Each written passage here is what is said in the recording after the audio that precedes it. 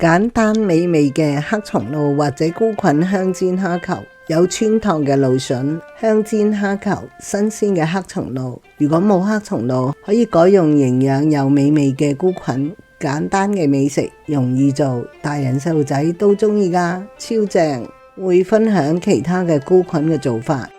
首先請大家訂閱呢一個頻道，分享、點讚同埋按小鈴鐺，就唔會錯過下期美食視頻。材料有新鮮或者冰鮮嘅大蝦、新鮮黑松露或者其他嘅菇菌、蘆筍、幼鹽。詳情請看視頻下方嘅 info box。如果冇黑松露，可以改用其他香煎咗嘅菇菌。海鮮菇切去佢個根部啦，咁啊唔要嘅，洗咗佢之後呢，我就切成大概係1寸咁嘅度啦。咁我用大火燒熱咗一個平底鑊，咁我呢個係好細個鑊嚟嘅，咁我落大概1茶匙嘅油啦。咁我哋嘅油呢就燒熱咗啦，咁我就將海鮮菇呢就放落去啦。咁我就兜炒一下佢啦。咁你炒下佢嘅時候呢，佢就會輕輕出水嚟。又炒到1分鐘啦，就可以閂火，入我係1小撮嘅喜馬拉雅山鹽或者幼鹽都得噶啦。加入1/8茶匙黑胡椒粉，兜炒一下。啲電爐咧，佢係仍然係有火力嘅，咁所以我哋可以關咗火嚟做佢。咁如果普通嘅爐你又想炒得佢香啲咧，咁你都可以唔好熄火住嘅。OK 啦，咁如果你喜歡咧，你呢個時候可以落少少嘅牛油落去嘅，咁但係我哋唔落啦。清炒呢一個嘅海鮮菇咧，都係非常之好食嘅一個東西。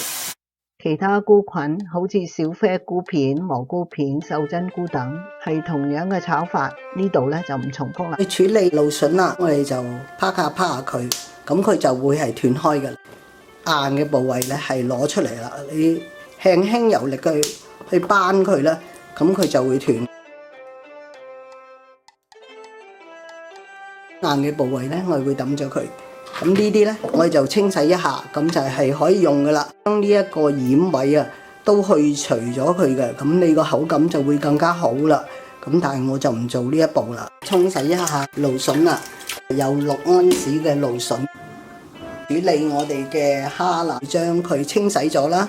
咁去咗腸，亦都咧係去咗個頭嘅。咁我呢度有大概係4安士嘅蝦啦，可以隨你嘅需要咧，係隨時增減嗰個嘅蝦嘅份量㗎。將佢所有嘅殼啦就搣走咗，但係咧尾部嘅殼咧，我哋就由得佢。咁呢個咧，其實你中意咧係可以剪走佢，因為佢會吉嘴嘅。因為係要整蝦球啊。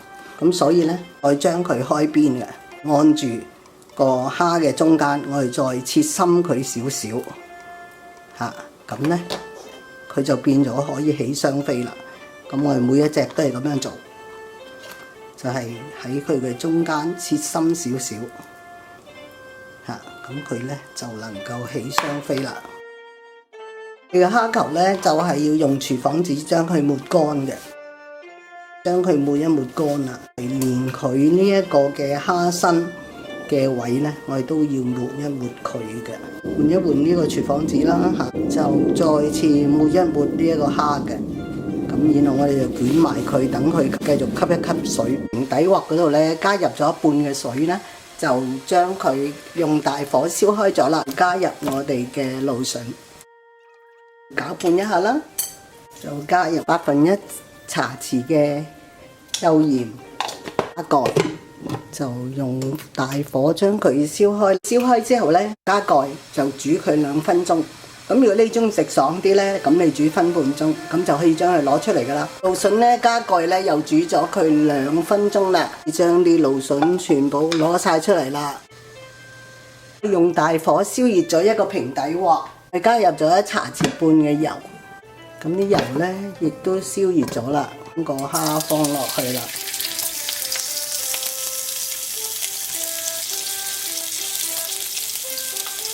咁你咧係可以隨你嘅需要咧係即係變動蝦嗰個份量㗎。都喜歡嘅話咧，亦都係可以用一啲更加大嘅蝦啦。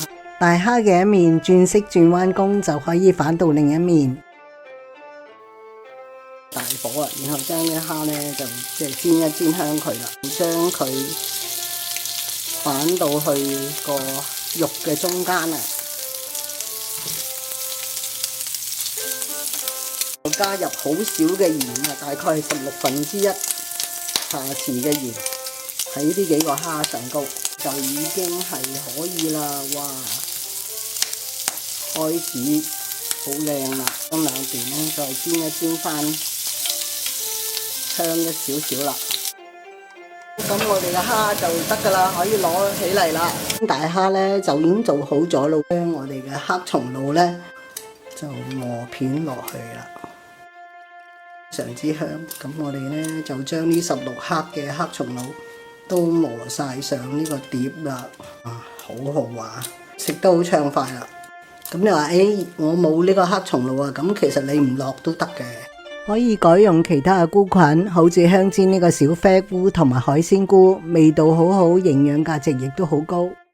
如果你出去餐館食咧，呢個你真係要付好多錢，咁但係你屋企做咧係慳好多嘅。我哋開餐啦！小廚 Sanny 推介各地美食烹調，記得訂閱啦！